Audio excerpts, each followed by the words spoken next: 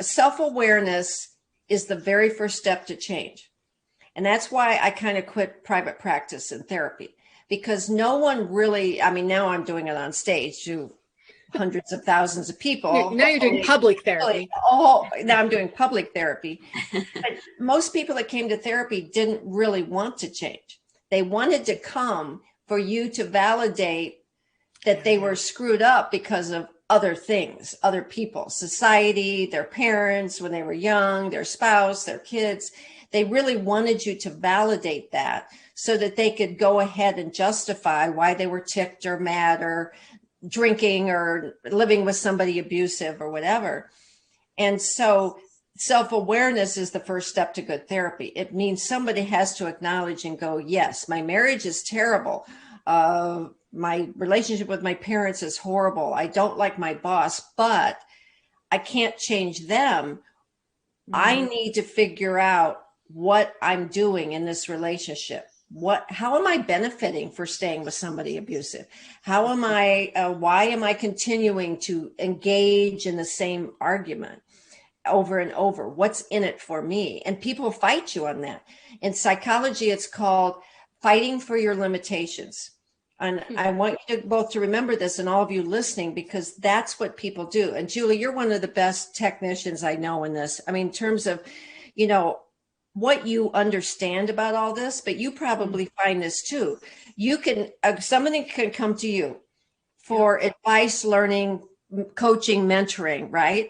Mm-hmm. And you will tell them, you'll look at their situation and say, I got it. We need to do this. And then they'll start fighting, right? Yep. Yeah, but I tried that. I did that before. That doesn't work. We don't have the money. That's called fighting for your limitations.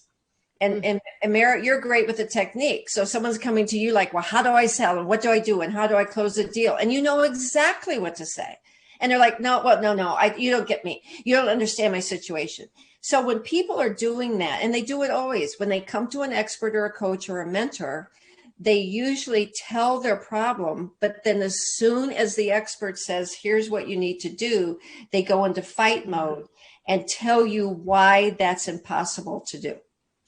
Gosh, we see that all the time in sales. We do. Yeah, I mean, that is absolutely what we see. So let's do a little role play here. So Julie, let's say I'm that person. So I came to you and you told me exactly, give me one tip that you might share with somebody that comes to you for coaching.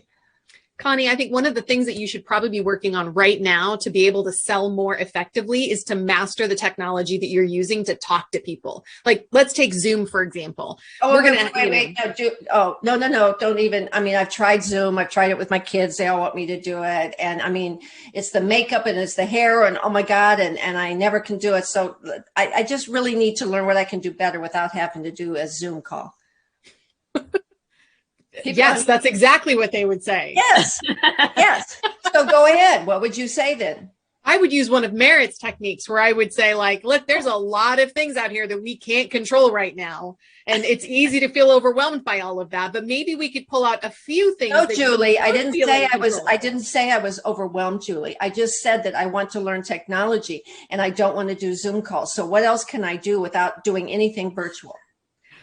Do you see what happens? Oh my gosh. Yeah, that is definitely fighting for limitation. Well, now we've put a label to it. It is called fighting for your limitations.